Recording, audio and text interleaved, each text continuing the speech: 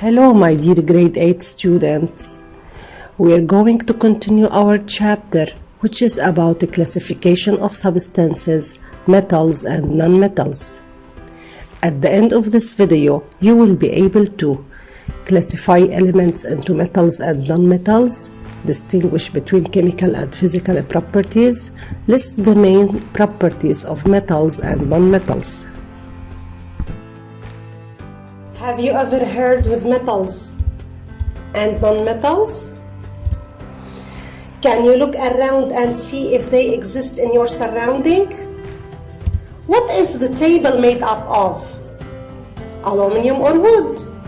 What about your laptop or phone you're viewing this video on? Is it made up of metals or non-metals? As a matter of fact, it's almost everything around us will be made up of either a metal or a non-metal. How do you differentiate between the two? You have to depend on the physical properties. Let us begin with metals. Copper, zinc, gold, iron, and aluminum. All of these are metals. What is the physical state of each of these metals? They are in the solid state at room temperature. So all metals are in the solid state at room temperature, except mercury, which is in the liquid state at room temperature.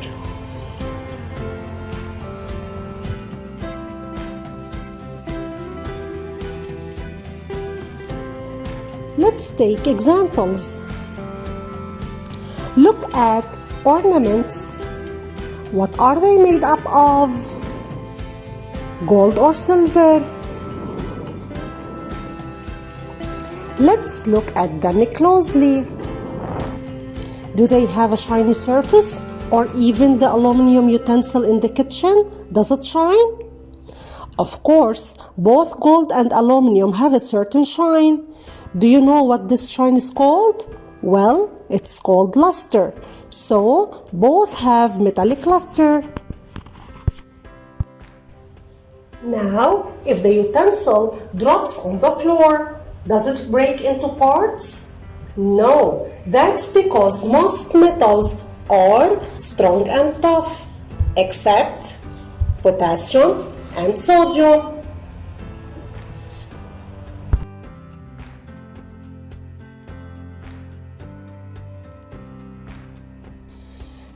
Now, look at the large gold pieces.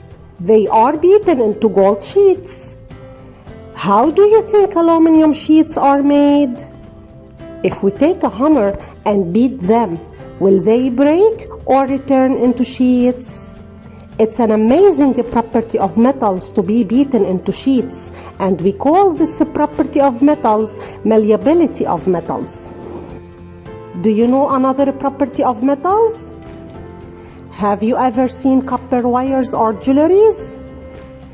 Metals by nature can also be drawn into wires. Do you know what is this property called? It is called ductility. Electric wires are made up of metals, right? Why is that? It's because they are good conductors of electricity too. If we have a battery and a bulb connected to a circuit with a metallic wire, you will see that the bulb will glow. Because they are good conductors of electricity, they are coated by a rubber-like material that acts as an insulator, which protects us from being electrocuted if we touch wire by mistake. Can you think of some more properties of metals? Metal utensils are good for cooking, aren't they? Heat energy is used to cook food, and metallic utensils are good conductors of heat. Do you know the best conductors of heat? They are silver and copper. Two other metals like lead and mercury are poor conductors of heat. Most metals have high boiling point, melting point, and density. They need high heat in order to melt. But look at the two metals, gallium and cesium. They melt when you keep in your palm. We must say then these two metals are exceptions and need low melting point.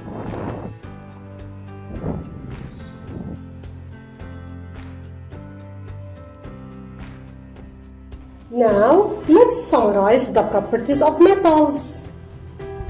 Metals are shiny and they have luster.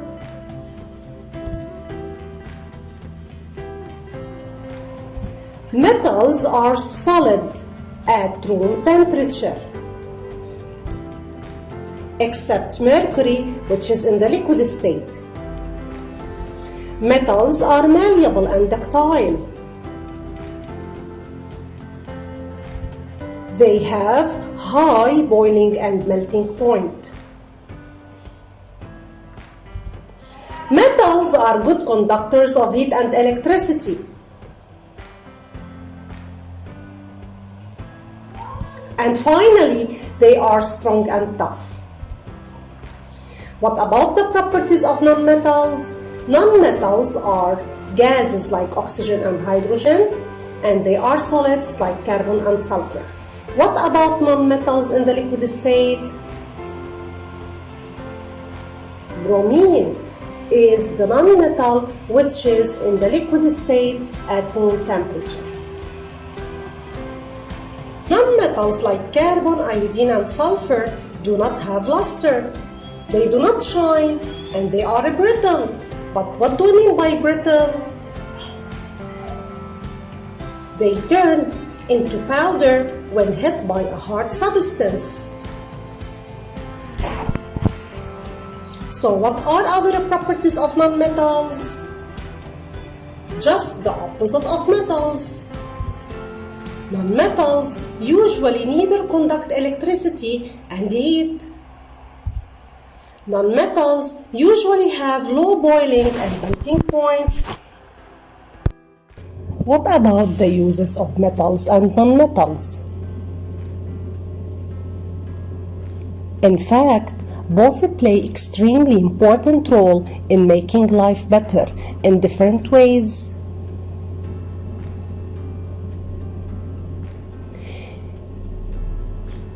Can you tell me the most important physical properties of metals? Yes, let us mention some of them: luster, ductility, malleability, heat conduction, and sonority.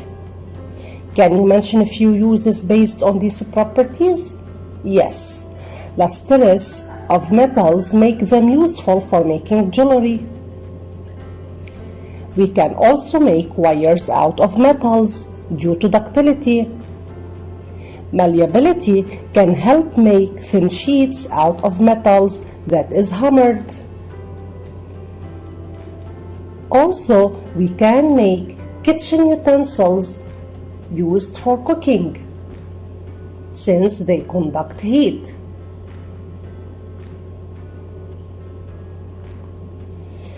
Also, bells are made up of metals.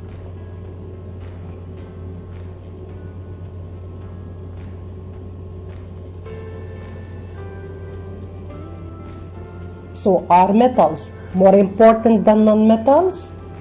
Not really. Nonmetals play a major role in our daily life. Just imagine that there is no oxygen in the air. There would be no life. Not only this, we have several important processes like purification of water, synthesis of chemicals, fertilizers, and pesticides. Also, they are used in medicine. What about metalloids? They are a unique group of elements that share properties of both metals and nonmetals. Let's compare between metals and nonmetals.